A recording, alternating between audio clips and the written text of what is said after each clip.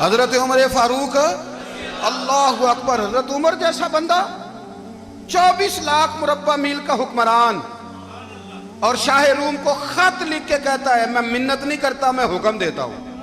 اتنا تگڑا بندہ۔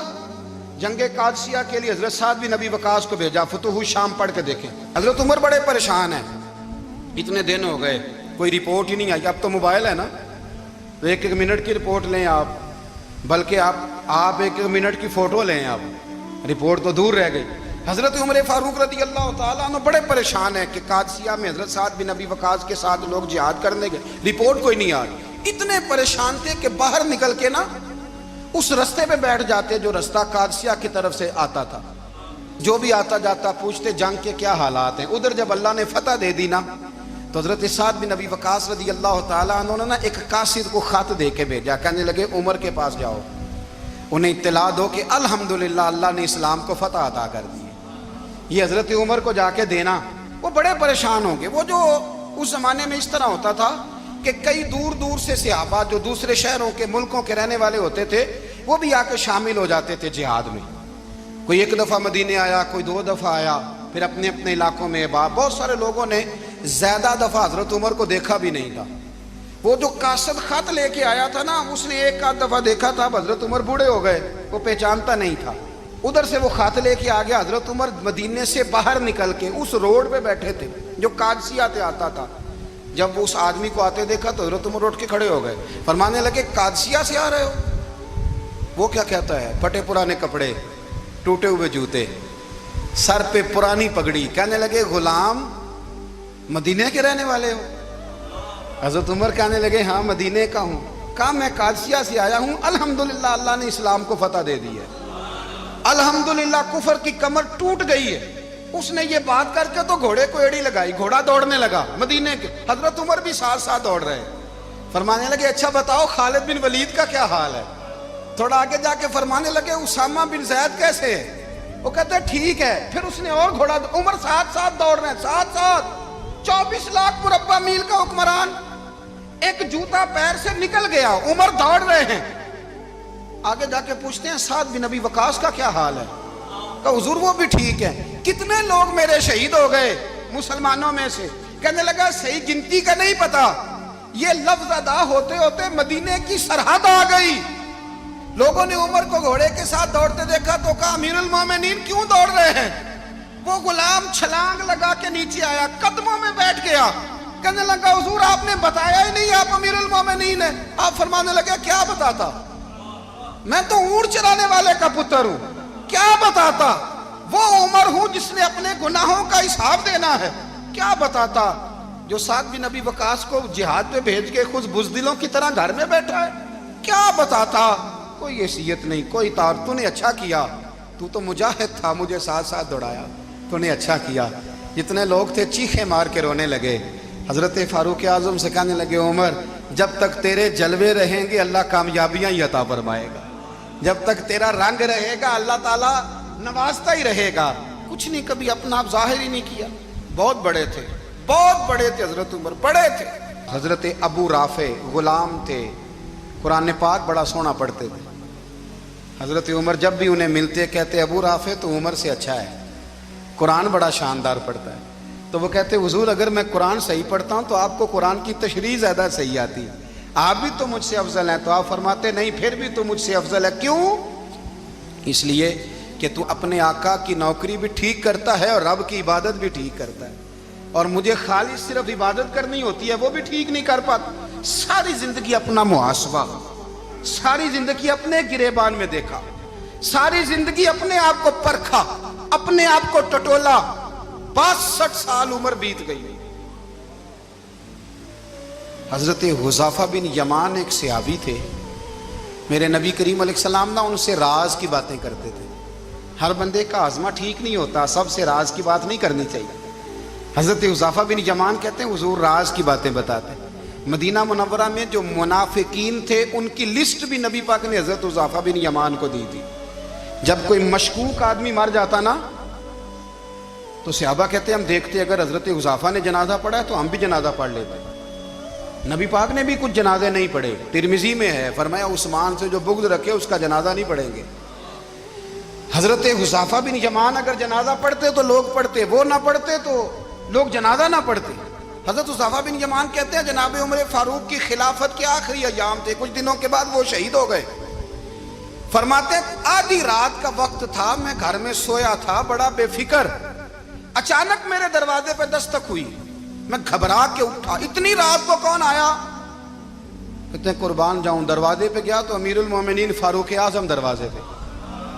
میں نے کہا عمر کوئی حکم تھا تو مجھے بلا لیتے۔ کہنے لگے میں نا امیر بن کے نہیں آیا، تیرا ویر بن کے آیا ہوں۔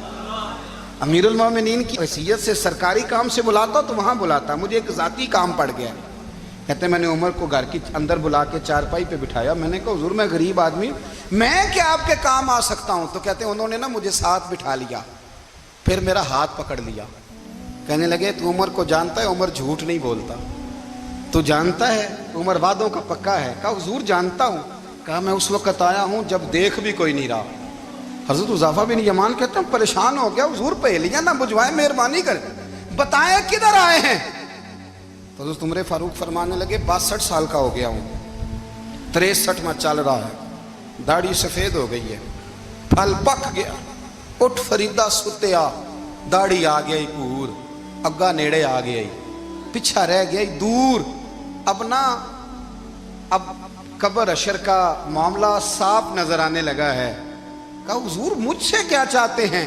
حضرت عمر رو پڑے، کہنے لگے آج میں عشاء کے بعد نکلا ہوں تو نبی پاک کے صحابہ مجھے نیک کہہ رہے تھے، پھر میں نے بچوں کی ماں سے اور بچوں سے بھی پوچھا ہے، وہ بھی مجھ سے راضی ہیں، پر حذیفہ تیرے ساتھ نبی پاک راز کی باتیں کرتے تھے، سچ بتا کہیں عمر کا نام منافقوں میں شامل تو نہیں؟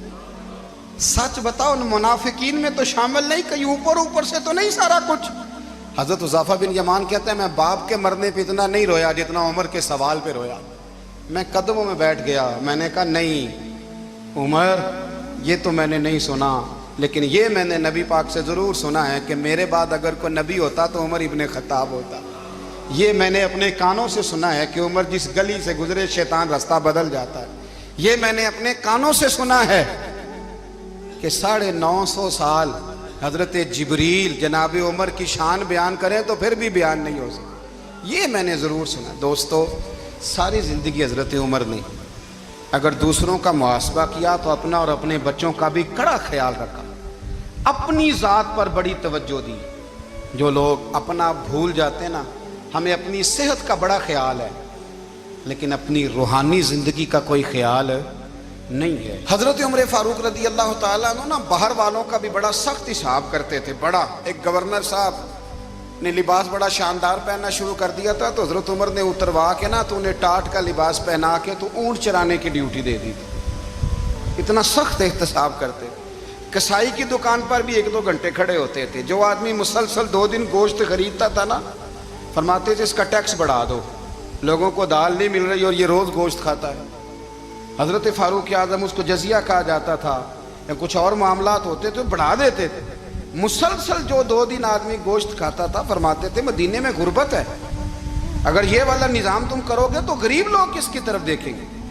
لیکن اس سے زیادہ بڑھ کر جو ان کی زندگی کا معیار اور سٹیٹس تھا وہ یہ تھا کہ اپنے گھر کا خاص خیال رکھتے، خاص توجہ کرتے۔ ملک شام سے اور ایران سے کچھ لوگ آپ کی خدمت میں آئے تو وہاں سے کچھ کنیزیں بھی آئیں، ان کے بادشاہ کا پیغام لے کے۔ شاہ ایران کی کنیز کو ملکہ نے کہا کہ نا حضرت عمر کی زوجہ کو دیکھ کے آنا ذرا کس طرح کی ہے۔ ہمارے ملک میں کیا کہتے ہیں؟ خاتون اول، باقی سارے دوؤں میں خاتون اول، ذرا خاتون اول کو دیکھ کے آنا۔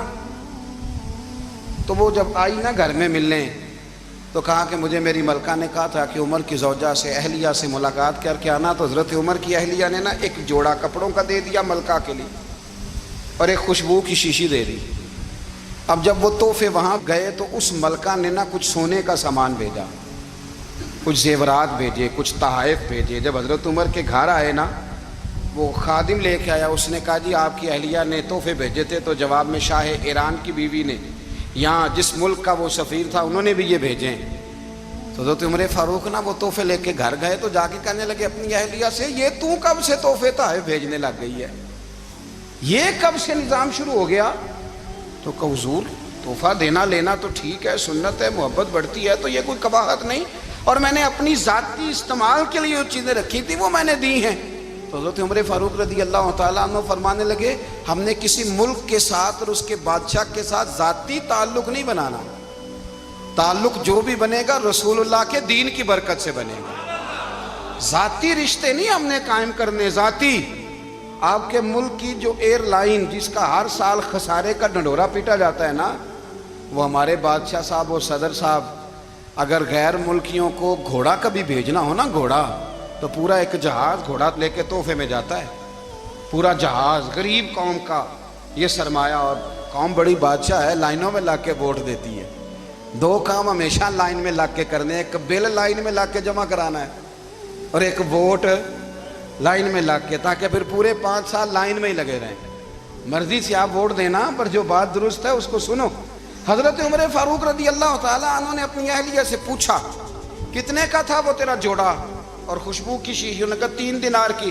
فرمایا یہ 3 دینار تیرے، اور باقی جو تحفے آئے ہیں وہ تو خود کہہ، چونکہ اس نے تیرے نام بھیجے ہیں، تو کہہ کہ میں مال غنیمت میں دیتی ہوں، تو کہہ میں مسلمانوں کو کہہ۔ تو زوجہ ہنس پڑی، کہنے لگی میں نہ بھی کہوں تو مجھے کہنا تو پڑے گا ہی، کہنا تو میں نے ہے ہی، جو کہ سامنے عمر فاروق ہیں، لہذا فرمایا کہہ دیتی ہوں میں نے دیا خزانے کو۔ حضرت عمر نے جمع کرا لیا۔ میں یہ کیا بات ہے، میرے گھر والے جو مرضی کریں، ان کا معیار زندگی جس طرح کا مرضی ہو۔ اور حضرت عمر ایک جملہ کہا کرتے تھے، اللہ کرے کہ یہ باتیں اس دور حاضر میں ہماری سمجھ میں آئیں۔ حضرت عمر فاروق رضی اللہ تعالیٰ عنہ اپنے بچوں کو فرمایا کرتے تھے کہ بہت آدمی کو بھوک لگی ہو نا، اور پھر اس کی پسند کا کھانا پکا ہو، جتنے شوق سے وہ اس کھانے کو دیکھتا ہے نا، فرمایا اس طرح پوری قوم اپنے بادشاہوں کے خاندان کو دیکھتی ہے، اس تیزی کے ساتھ دیکھتے ہیں کہ ان کے گھر میں کیا ہو رہا ہے، ان کا معیار زندگی کیا ہے، ان کا سٹیٹس کیا ہے۔ آپ کے بچے دونوں کاروبار کے لیے مصر گئے، ایک بہت بڑا قافلہ گیا مدینے سے مصر تجارت کے لیے، تو یہ گئے تجارت کے لیے، تو حضرت عبداللہ ابن عمر، حضرت عبید اللہ ابن عمر، حضرت عمر کے دونوں بیٹے گئے۔ جناب عمر فاروق کے بچے جب وہاں پہنچے تو مصر کے گورنر نے نا لوگوں کو تعارف کرایا کہ یہ عمر فاروق کے بیٹے ہیں۔ ایک چھوٹی سی بات کر دوں، یہ چودھری کے بیٹے کو کون بتاتا ہے کہ تو چودھری کا بیٹا ہے؟ باہر والے بتاتے ہیں، گھر والے۔ اور سیٹھ صاحب کے بیٹے کو کون بتاتا ہے کہ تو سیٹھ صاحب کا بیٹا ہے؟ اور مالک کو کون بتاتا ہے کہ تو مالک کا بیٹا ہے اور یہ کرایہ دار ہے؟ یہ کون بتاتا ہے؟ یہ سوچ ہم دیتے ہیں بچوں کو، چودھری اور کمی کی سوچ، امیر اور غریب کی سوچ، مالک اور کرایہ دار کی سوچ، گھر کے مالک کی اور کام کرنے والے کی سوچ، یہ ہم دیتے ہیں۔ یاد رکھنا، یہ ہم دیتے ہیں، یہ ہمارا مزاج ہے، یہ باہر سے نہیں آتی۔ تو کوئی شہزادہ ہے، تو سیٹھ ہے، تو نواب ہے، یہ سوچ باہر سے نہیں آتی، یہ اماں سوچ دیتی ہے، اماں، یہ ابا سوچ دیتا ہے، اور پھر جب تباہی اترتی ہے تو اس کے ذمہ دار بھی باہر والے نہیں ہوتے، گھر والے ہوتے ہیں، گھر والے۔ ہمارے بچوں کی طبیعتوں پر زیادہ نقش باہر والوں کا نہیں ہوتا، گھر والوں کا ہوتا ہے، یاد رکھیے گا۔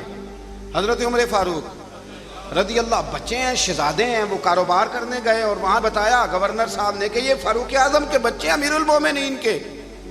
لوگوں نے ان سے زیادہ مال خریدا، تجارت میں زیادہ نفع ہوا، ظاہر ہے کہ وہ آپ کے جو اللہ خیر کرے حکمران ہیں، ان کے کاروبار کتنے ملکوں میں ہیں، کس بنیاد پر ہیں؟ صرف اس بنیاد پر کہ وہ حکمران رہے، ان کے لیے آسان تھا بڑے لوگوں سے تعلقات بنانا۔ حضرت عمر فاروق رضی اللہ تعالیٰ عنہ کے بچے ڈھیروں مال کما کے جب واپس آئے نا، تو حضرت عمر سے آ کے بچوں نے بطور محبت کا، ابا جی اللہ نے بڑا ہی فضل کیا ہے، بڑا مال کمایا الحمدللہ، یہ دیکھیں کتنا نوازا ہے۔ تو حضرت عمر کہنے لگے سارے قافلے نے اتنا ہی کمایا ہے؟ سارے قافلے نے اتنا ہی کمایا ہے؟ کہ حضور نہیں، سارے قافلے نے اتنا نہیں کمایا، سب کو اتنا نہیں ملا۔ وہ تو وہاں گورنر صاحب نے لوگوں کو تعارف کرایا تھا کہ یہ عمر کے بچے ہیں، تو لوگوں نے پھر ہم سے بڑا ہی خریدا۔ تو حضرت عمر فرمانے لگے ٹھیک ہو گیا، میں بات سمجھ گیا، اس طرح کرو، جو تمہاری اصل زر تھی نا، جو راز تھی، وہ رکھ لو، اور باقی سارا مال مال خزانہ میں جمع کرا دو، اس لیے کہ یہ تم نے تجارت نہیں کی، یہ تم نے اپنے باپ کا نام بیچا ہے، یہ تم نے امیر المومنین کے بیٹے ہونے کا فائدہ اٹھایا ہے۔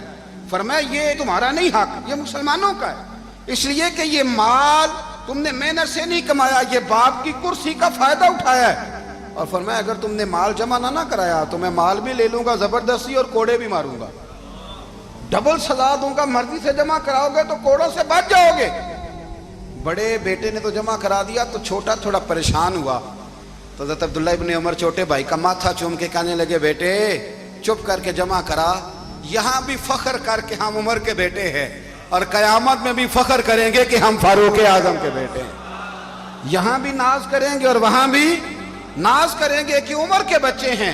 ہمارے باپ نے خود بھی حلال ہی کھایا ہے، اور جب ہماری کمانے کی باری آئی ہے تو ہمیں حکم بھی حلال کھانے کا دیا ہے۔ بھائی ہمارا مزاج دیں۔ بچہ جب لے کے آتا ہے 2 لاکھ روپیہ تو کبھی پوچھے کہاں سے آیا ہے؟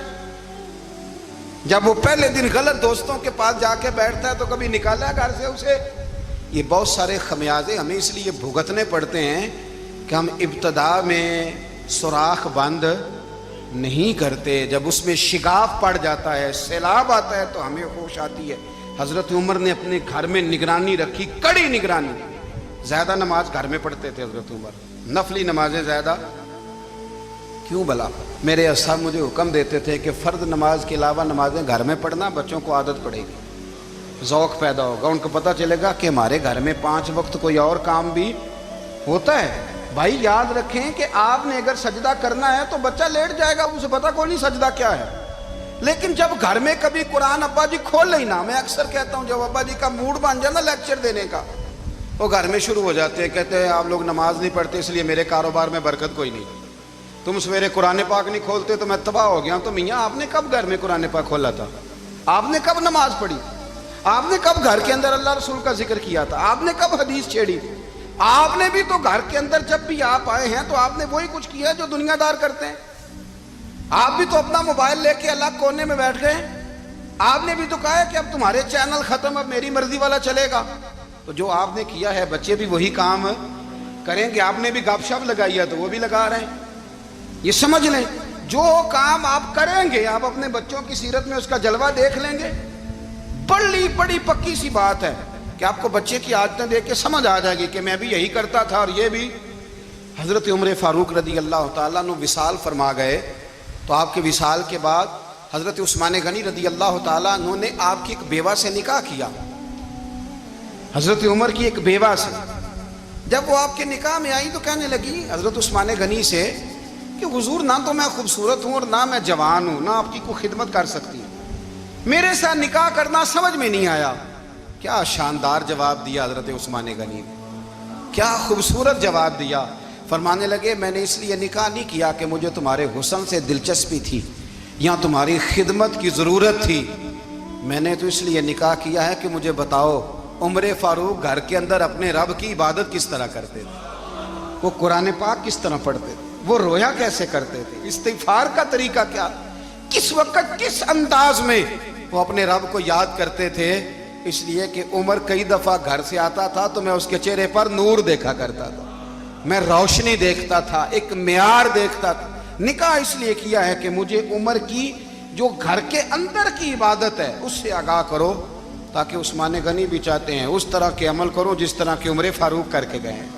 بھائی جب تک ہم اپنے گھر میں وہ توجہ نہیں دیں گے، وہ مزاج دیکھیں نا، ہمارے گھروں میں جب نقشہ پاس ہوتا ہے تو ٹی وی لان بھی اس میں ہوتا ہے، ڈرائنگ روم بھی ہوتا ہے، نماز کی جگہ بھی ہوتی ہے نقشے میں۔ صحابہ جب گھر بناتے تھے تو ایک مسجد بیت کا نقشہ پاس کرتے تھے، ذہن میں رکھتے تھے کہ یہ کونا نماز کے لیے، وہاں جوتے لے کے کوئی نہیں جائے گا، وہاں نماز پڑھی جاتی تھی، عورتیں وہاں اعتکاف کرتی تھیں۔ ٹی وی لان تو آ گیا ہے اور گھر کے اندر ٹی وی رکھنے کے لیے تو ایک کمرہ الگ سے بنا دیا گیا ہے، اور اب جو نئے نقشے پاس ہو رہے ہیں اس کے اندر گھروں کے اندر جگہ بنائی گئی ہے جہاں کمپیوٹر رکھے جائیں گے، اور بچوں کے لیے وائرنگ ہوگی نیچے تاکہ انہیں کوئی مشکل درپیش نہ ہو۔ یہ ساری چیزیں ہم نے نہانے کے لیے گھروں کے اندر اتنے بڑے واش روم بنائے ہیں کہ لگتا یہ ہے کہ سوائے نہانے کے اور کام ہی نہیں کوئی گھر میں ہوگا، ہر چیز آ گئی۔ پر اللہ کرے کوئی تفسیر بھی ٹیبل پہ پڑی نظر آئے، کوئی حدیث کی کتاب بھی ٹیبل پہ پڑی نظر آئے۔ اللہ کرے کہ جس طرح ابا لطیفہ سن کے آتا ہے تو جب تک سنا نہ لے اسے ہضم نہیں ہوتا، اللہ کرے کہ وہ جمعے میں بیان سن کے جائے تو اس کا بھی دل کرے میں اپنے بچوں کو سناؤں. وہ نبی پاک کی کوئی حدیث کہیں سے سنے تو گھر جا کے سنائے. جب تک یہ معیار نہیں بنتا آپ کیسے توقع کرتے ہیں کہ گھر کے اندر اللہ کی رحمتیں نازل ہوں گی؟ آپ یہ کیسے توقع کرتے ہیں کہ گھر کے اندر وہ معیار اور وہ مزاج بنے گا؟ حضرت عمر فاروق نے ذاتی زندگی پر جو توجہ دی، گھر والوں کے معیار پر جو توجہ دی حضرت عمر فاروق رضی اللہ تعالیٰ عنہ نے، وہ بھی بڑی دیدنی ہے. حضرت ابو موسیٰ اشعری کو نا آپ نے وزیر خزانہ بنایا تھا. تو حضرت ابو موسیٰ اشعری کہتے ہیں کہ حضرت عمر کو شیخ خزانے میں رہنے تو دیتے نہیں تھے. ایک دن نا میں صفائی کر رہا تھا اس کمرے کی جس میں خزانہ رہتا تھا. ہمارے تو ملک میں جو جاتا ہے وہ صفائی کر کے ہی جاتا ہے، اللہ خیر کرے. اور خیر معیار بدلتا ہے.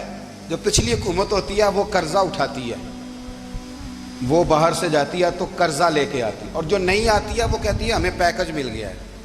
وہ قرضہ نہیں اٹھاتے. ان کو کیا ملتا ہے؟ یعنی پچھلی نے قرضہ لیا تھا اور ہم نے، واہ جی واہ کیا خوبصورت انداز ہے. اس کا نام بدل کے نا، انہوں نے قرضہ لیا تھا اور ہم نے، میں کہا بڑے شاندار سیانے بندے ہو گئی. حضرت سیدنا ابو موسیٰ اشعری کہتے ہیں کہ میں نے نا مال غنیمت کی صفائی کی تو 1 دینار مجھے نا کہیں پڑا ہوا مل گیا. تو فرماتے ہمیں اجازت ہوتی تھی کہ 1 دینار ہم اپنی مرضی سے کہیں خرچ کر سکتے تھے. اگر آپ ناراض نہ ہوں تو ہمارے ہاں جب چیئرمین صاحب، ناظم صاحب ٹھیکے دیتے ہیں تو ٹھیکیدار ان کا چھوٹا بھائی ہوتا ہے، یا چچا کا بیٹا ہوتا ہے، یا خالہ کا بیٹا ہوتا ہے. وہ خود ناظم ہوتے ہیں اور ان کا چھوٹا بھائی ٹھیکیدار ہوتا ہے. یعنی وہ نا سارا کچھ گھر کے اندر ہی رہتا ہے. گھر کے اندر ایک پیسہ دیتا ہے، دوسرا واپس اس کو واپس کر دیتا ہے. گھر کے اندر ہی. اب تو خیر ہمارے لوگ سمجھدار ہو گئے. ایک بندہ ایک سیاسی جماعت میں ہوتا ہے، دوسرا دوسری میں، اور تیسرا جس کی بھی حکومت آئی حکومت تو ہماری رہے گی نا. ایک بندہ تو ہے نا اس جماعت میں. یہ اچھا لوگوں نے ایک طریقہ نکالا ہے. تو حضرت عمر کے بیٹا گزر رہا تھا تو حضرت ابو موسیٰ اشعری کہتے ہیں میں نے صفائی کی تو 1 دینار نکلا. تو میں نے وہ 1 دینار نا حضرت عمر کے بیٹے کو دے دیا. میں نے کہا لو بیٹا اپنے چچا کی طرف سے تحفہ. تو گھر جا کے انہوں نے حضرت عمر کو بتایا کہ چچا نے پیسے دیے ہیں. چھوٹے بچے تھے. حضرت عمر نے حضرت ابو موسیٰ اشعری کو بلا لیا اور بلا کے فرمانے لگے میں تو تمہیں اپنا دوست جانتا تھا اور تو نے میری اولاد کو ہی دنیا دار بنانا شروع کر دیا. میرے بچوں کو ہی تم نے دنیا دار پیسوں پہ لگانا شروع کر دیا. میں تو تمہیں یار سمجھتا تھا. فرمایا تمہیں چاہیے تھا میرے بیٹے کو نصیحت کرتے کہ بیٹا پیسوں سے رب راضی نہیں ہوتا، اس کی رضا والے کام کیے جائیں تو رب راضی ہوتا ہے.